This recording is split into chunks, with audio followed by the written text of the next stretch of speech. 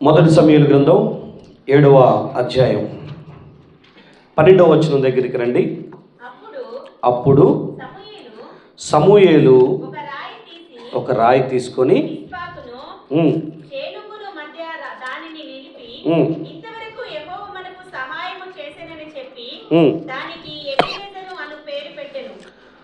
దానికి ఎబెనేజరు అను పేరు పెట్టెను.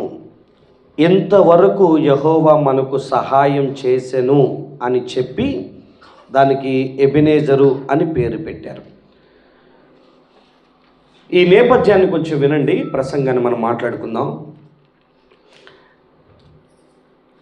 సమూయేలు పరిపాలిస్తున్నటువంటి కాలం, సమూయేలు ప్రవక్తగా అప్పుడప్పుడే తొలడుగులు వేస్తున్నటువంటి క్షణాలు.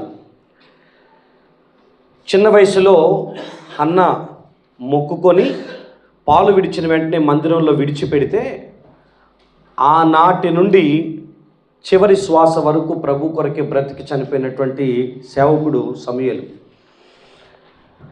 ఈ సమూయేలు చిన్న వయసులో ప్రభు సన్నిధిలో ఉంటున్నప్పుడు ఒక స్వరం వినపడింది.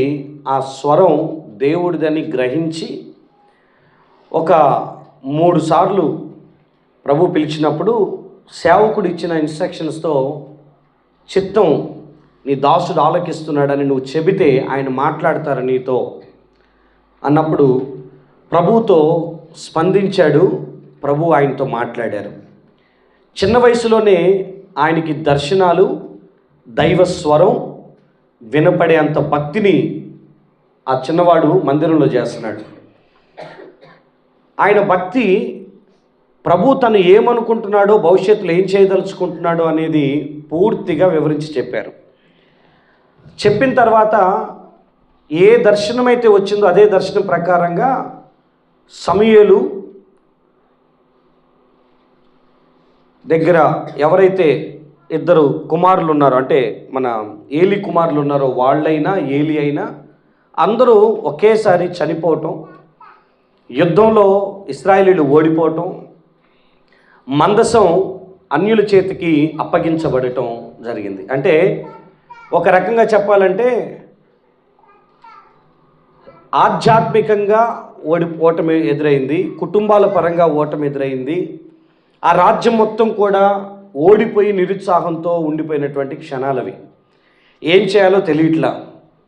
సడన్గా ఆ ప్రాంతానికి ఇదిగో ఈ సమూయేలు అనేటటువంటి ఆయన వచ్చారు.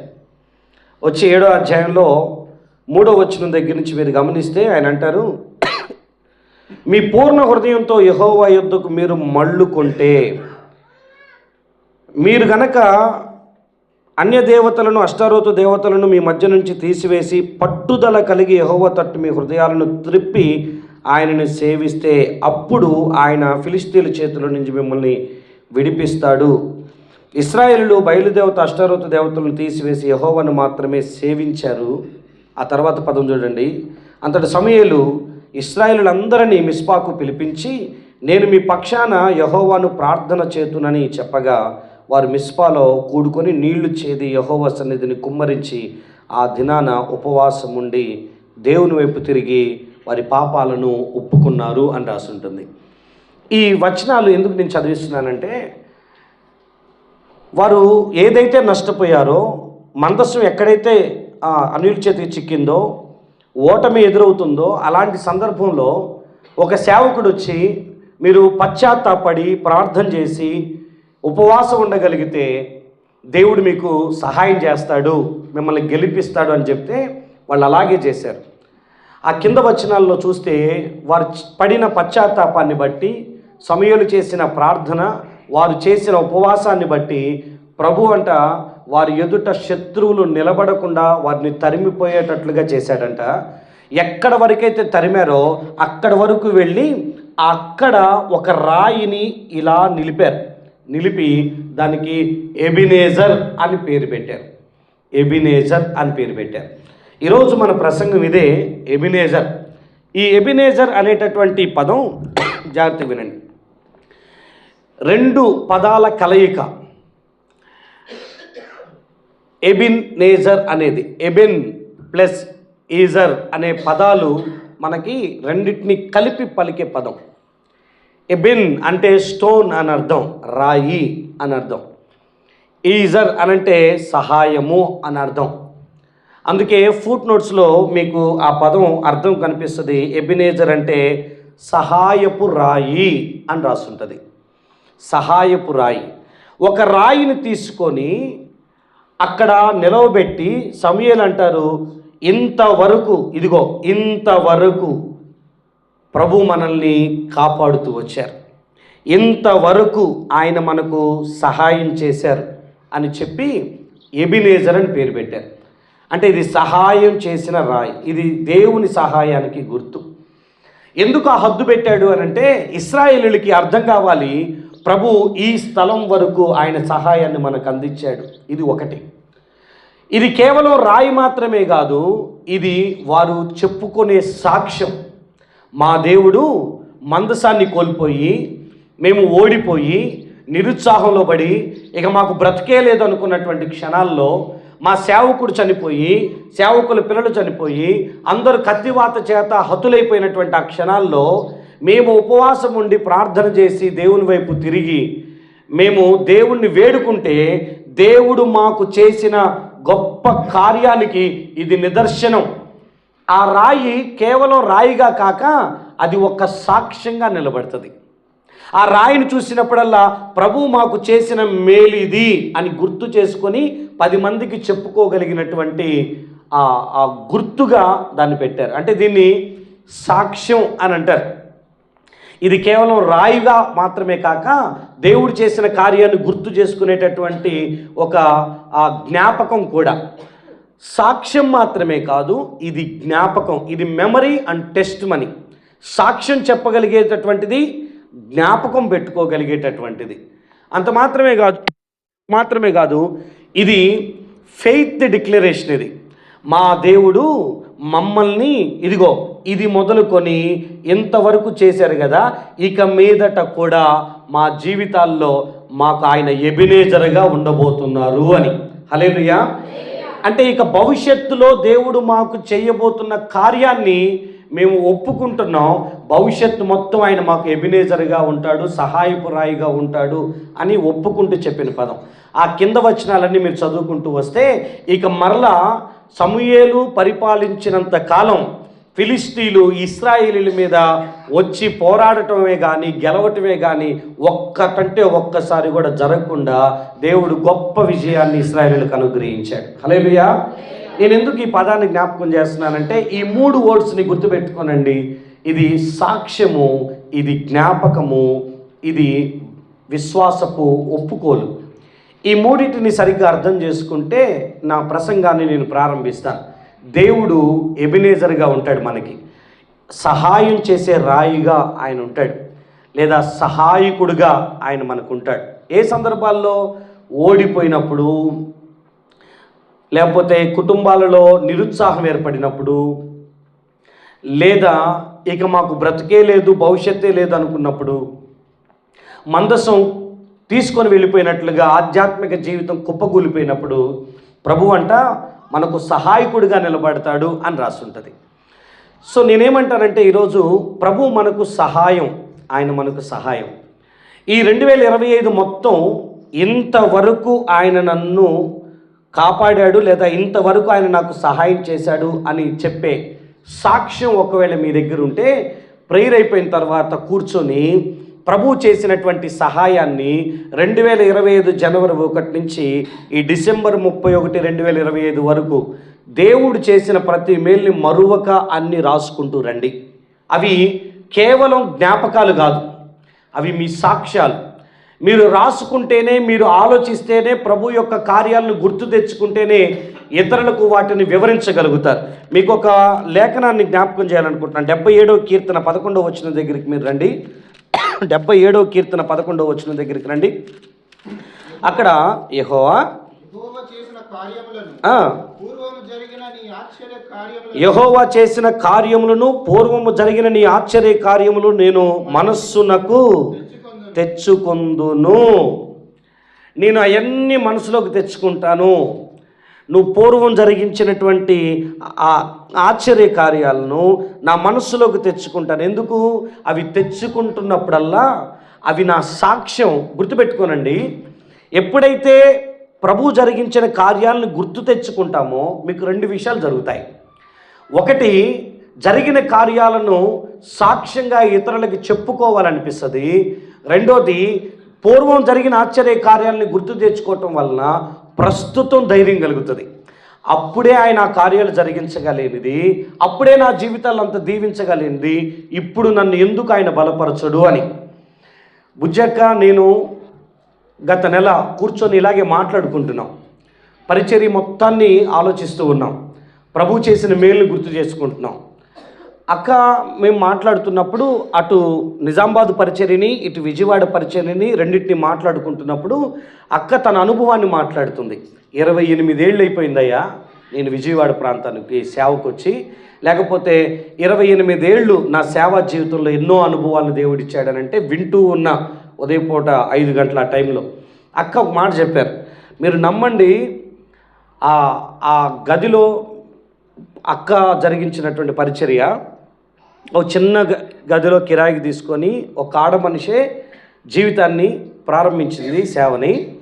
ఆ సేవలో వెళ్తున్నప్పుడు అక్క నాతో చెప్పిన మాట, అయ్యా నాకు ఒక్క జాకెట్ తప్ప ఇంకేం లేవు, దేవుడే సాక్షి, పైన ఉన్నటువంటి అక్కోళ్ళు చూస్తుండే రాత్రిపూట అది ఉతికి ఆరబెట్టుకొని పొద్దున్నే మళ్ళీ ఆ చీరని ఆ జాకెట్ మళ్ళీ ఆరబెట్టుకొని మళ్ళీ పొద్దున్నే ఎవరికి తెలియకుండా బట్టలు వేసేసుకొని నేను మరలా అందరికీ కనపడుతుండే. ఎన్ని రోజులు తిండి లేకుండా అదే గదిలో ఉన్నానో నాకు తెలుసు. నీళ్లు దాగి ఉండిపోయాను. ఎవ్వరు ఏదన్నా జాలి పడతారేమో అనుకొని తలుపులు వేసుకొని లోపల ఉండేదాన్ని. అసలు తినటానికి తిండి లేని టైంలో, కట్టుకోవటానికి బట్ట లేని టైంలో, పిలవటానికి కూడా నానుకునే దిక్కు లేని టైంలో, నా సొంత వాళ్ళు దగ్గర లేరు, ఆత్మీయులు దగ్గర లేరు, సేవ లేదు, సంఘం లేదు, పిలిచేవాళ్ళు లేరు, ప్రార్థన చేయించుకునే వాళ్ళు లేరు. ఒంటరిగా సేవ ప్రారంభించిన ఆ దినాల్లోనే గుండె నిండా ధైర్యంగా బ్రతికాను. ఇప్పుడు వాళ్ళు ఏదో ఇట్లా ఉన్నారు, వీళ్ళేదో ఇట్లున్నారు, పరిచర్య ఎందుకు ఇట్లా అవుతుంది, లేకపోతే ఏం జరుగుతుంది అని అనుకొని నేను ఎందుకు కృంగిపోతున్నానా అని ప్రభు నాతో చాలా మాట్లాడారు. అప్పుడే దేవుడు అంత గొప్పగా నన్ను ఆదరించి ఇంత దాకా తీసుకొని వస్తే, ఏమీ లేని టైంలోనే ఇంత దాకా తీసుకొని వస్తే ఇక మీదట ప్రభు నాకు ఇంకెంత గొప్పగా నన్ను దీవిస్తాడు అని చెప్పేసి అక్క మాట్లాడుతున్నప్పుడు నాకు ఇవే గుర్తొస్తూ ఉన్నాయి. పూర్వం దేవుడు జరిగించిన ఆశ్చర్య కార్యాలను గుర్తు చేసుకుంటున్నప్పుడు నిజంగా గుండెల నిండా ధైర్యం వస్తుంది, మరింత భవిష్యత్తు మీద ఆశ పుడుతుంది. మీరు రాసుకోనండి, నిజంగా నేను చెప్పినట్లుగా దేవుడు చేసిన కార్యాలను ఒక పేపర్ మీద రాయండి. ఎలాంటి అద్భుతాలను నీ జీవితంలో ఆయన జరిగించాడో, ఏవేవి నువ్వు కోరుకోనివి దేవుడు ఎలాంటివి జరిగించాడో గుర్తు చేసుకోనండి. గుండెల నిండా సంతోషాన్ని లేకపోతే ధైర్యాన్ని నింపుకోగలుగుతాం, లేదా ఇతరులకి సాక్ష్యం చెప్పగలుగుతాం. అందుకే 103వ కీర్తనలో దావీదు చాలా స్పష్టంగా ఈ పాట పాడతారు. యెహోవా ఆయన ఏమంటారు, నా ప్రాణమా యెహోవాను, నా అంతరంగంలో ఉన్న సమస్తమైన పరిశుద్ధ నామాన్ని, నా ప్రాణమా యెహోవాను, ఆయన చేసిన ఉపకారములలో దేనిని కూడా మర్చిపోవద్దు. దేన్ని మర్చిపోవటానికి వీల్లేదు.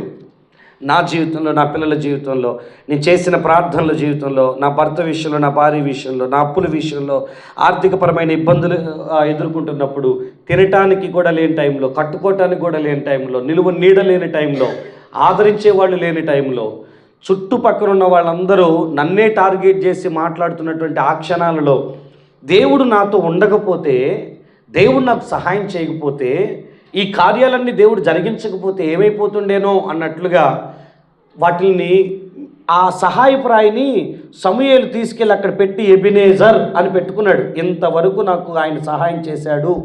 ఇది రాయి మాత్రమే కాదు, ఇది మనందరి జీవితంలో సాక్ష్యం అని పెట్టుకున్నాడు. ఇది మనందరి జీవితంలో ఒక జ్ఞాపకం అని పెట్టుకున్నాడు. ఇవి మనందరి జీవితంలో భవిష్యత్తు మీద భరోసా కలిగేటటువంటి విశ్వాసపు ఒప్పుకోలు కింద దాన్ని పెట్టారు. ఆయన మనకు సహాయకుడు. నా ప్రియదేవుని బిడ్డ, 121వ కీర్తన మీరు మొదటి 2 వచనాలు చదివితే, కొండల తట్టు నా కన్నులెత్తి నిన్ను చూస్తే నాకు సహాయం ఎక్కడి నుంచి వస్తుంది? చదువుతారా మాట?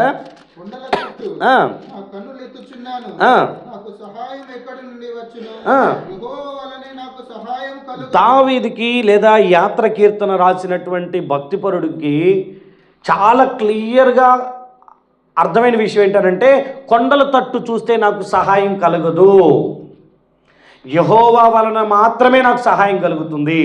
ఆ పక్క పేజీ చూడండి, 124 కీర్తన 8వ వచనం, భూమి ఆకాశములను సృజించిన యెహోవా నామము వలననే మనకు సహాయము కలుగుతుంది. మనకి సహాయం అక్కడి నుంచే వచ్చింది, ఇక ఎక్కడి నుంచి రాదు. కొండల తట్టు చూస్తే సహాయం రాదు. పోనీ మనుషుల వైపు చూస్తే వచ్చిద్దా? మనుషుల వైపు చూసినా కూడా సహాయం రాదు. నేను చెప్తాను ఈ రోజున, ఒకవేళ ఈ సంవత్సరం ప్రభువు నీకు సహాయం చేసి ఉండకపోతే 94 కీర్తన దగ్గరికి రండి, 17వ వచనాన్ని చదవండి. 94 కీర్తన 17వ వచనం ఏముంటుందంటే అక్కడ, నాకు సహాయం చేసి ఉండని ఎడల నా ప్రాణము శీఘ్రముగా మౌనమందు నివసించి ఉండును. ఆడ చాలా క్లియర్గా, యెహోవా నాకు సహాయం చేసి ఉండకపోతే ఇప్పుడు కల్లా నేను మౌన నిద్రలో ఉండేవాడిని, అంటే సచ్చి కూర్చుంటుండే. ఎందుకంటే నాకు కలిగిన ఆపదలు అలాంటివి, నా మీదకి లేచిన జనులు అలాంటి వాళ్ళు, నా మీదకి వచ్చిన నిందలు అలాంటివి, నా పైకి వచ్చిన అవమానాలు అలాంటివి, నేను ఎదుర్కొన్న కరువు అలాంటిది, నేను ఎదుర్కొన్న కష్టం అలాంటిది, నా సమస్యలు అలాంటివి. నేను ఖచ్చితంగా ప్రభు సహాయం లేకపోతే ఈరోజు నేను ఇక్కడ నిలబడి ఉండేవాడిని కాదు.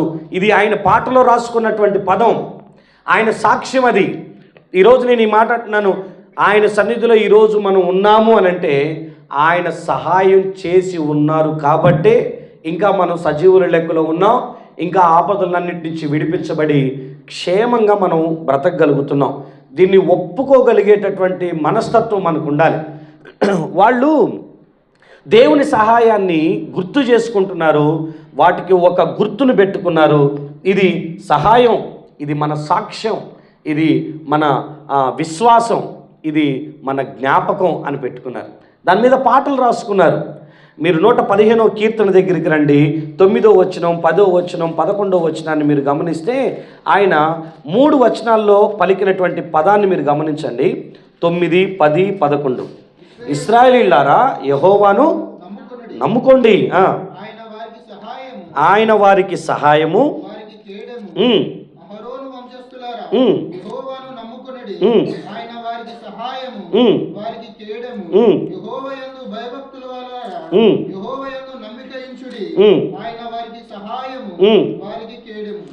చాలా క్లియర్గా అక్కడ రాయబడినటువంటి మాటలు ఏంటంటే, మీరు నమ్ముకొనండి, బస్ ఆయన మీకు సహాయం చేస్తాడు.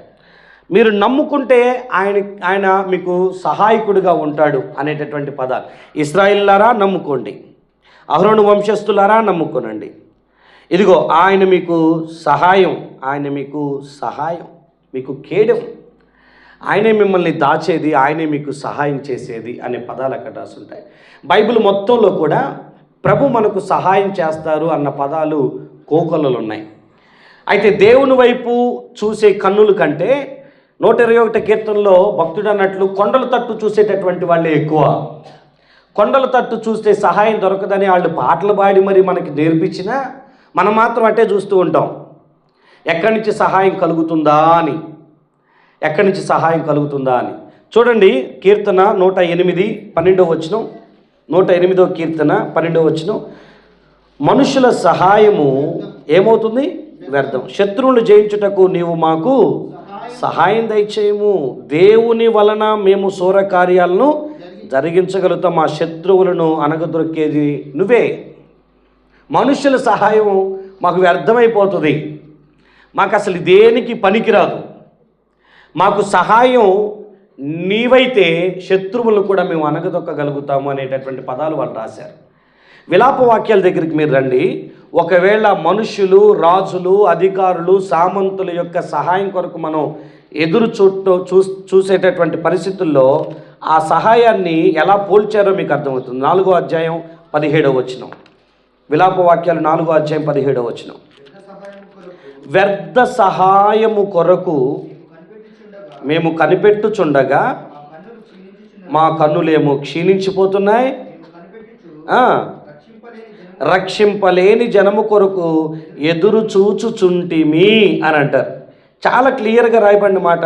వ్యర్థ సహాయాల కొరకు మేము కనిపెడుతున్నాం, వాటిని చూసి ఎదురు చూసి కన్నులు క్షీణించిపోతున్నాయి. వాటి కోసం ఎదురు చూసి మేము అలసిపోతున్నాం తప్ప సహాయం రావట్లా. వాళ్ళు దానికి పెట్టిన టైటిల్ ఏంటారంటే ఎదురు చూసినా దొరకనిది వ్యర్థ సహాయాలు. విలాపవాక్యాలు 1వ అధ్యాయం 7వ వచనం దగ్గరికి మీరు రండి. ఆయన అంటారు, యెరూషలేము పూర్వకాలమున తనకు కలిగిన శ్రేయస్సునంతటిని జ్ఞాపకం చేసుకొనుచున్నది. దానికి కలిగిన శ్రమానుభవ కాలమునందు సంచార దినముల యందు సహాయం చేయువారెవరనూ లేక దాని జనము శత్రువు చేతిలో పడినప్పుడు అని రాస్తుంటుంది. ఈ పదాన్ని చూడండి. శ్రమ అనుభవించే కాలంలో సంచార దినముల యందు సహాయం చేయువారు ఎవరనూ లేరు అని రాస్తుంటుంది. గమనించారా? శ్రమ మన జీవితంలోనికి వచ్చినప్పుడంట సహాయం చేసేవాడు ఒక్కడు కనిపించడంట. మనం అంతా బాగున్నప్పుడు నోటి మాటతోనైనా ఈజీగా అడిగినా అడగకపోయినా సహాయం చేసేటటువంటి నోర్లు, సహాయం చేయటానికి వచ్చేటటువంటి చేతులు ఉంటాయి. కానీ శ్రమను అనుభవిస్తున్నటువంటి కాలంలో, కష్టంలో ఉన్నటువంటి టైంలో మనకు సహాయం కొరకు ముందుకు వచ్చేటటువంటి వాళ్ళు ఒక్కళ్ళు కనిపించరు. మనం అంటూ ఒక స్థితిలో ఉన్నాము అని అంటే మన కోసం రూపాయి ఖర్చు పెడతారు ఎవరైనా, మన కోసం నలుగురు వస్తారు, మన చుట్టూ నలుగురు. అందుకే అంటారు కదా, పేదవాడికి స్నేహితులు ఉండరు అని ఉంటుంది. పేదవాడికి స్నేహితులు ఉండరంట, ధనవంతుడికి లెక్కలేని స్నేహితులు ఉంటారంట. కారణం ఏంటంటే వాడి దగ్గర ధనం ఉంది కాబట్టి అందరూ వచ్చేస్తారు. వీడికి ఉన్న శ్రమానుభవ కాలంలో ఒక్కడు కూడా సహాయం చేయటానికి ముందుకు రారు అనేది అక్కడ స్పష్టంగా చెప్తున్నటువంటి మాట. నేను మీతో ఈ మాట అంటున్నాను, దేవుడు మనకు సహాయం చేయవాడు.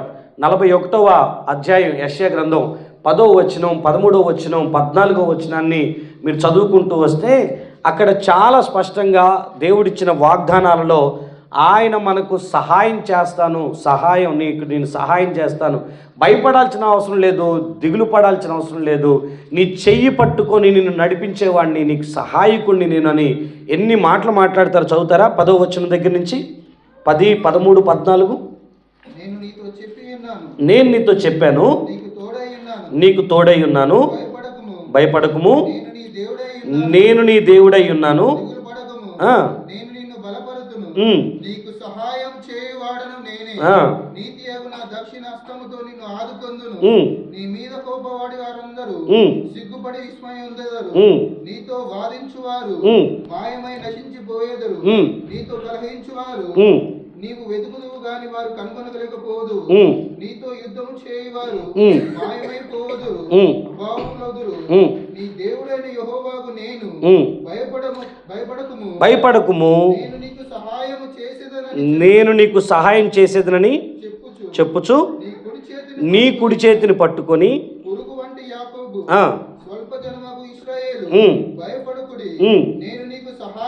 ఎన్నిసార్లు ఆ పదాలు మాట్లాడుతున్నారంటే నువ్వు భయపడొద్దు, నువ్వు భయపడాల్సిన అవసరం లేదు, నేను నీకు సహాయకుడిని, నేను నిన్ను ఆదుకునేవాడిని, నేను నీకు సహాయం చేస్తాను.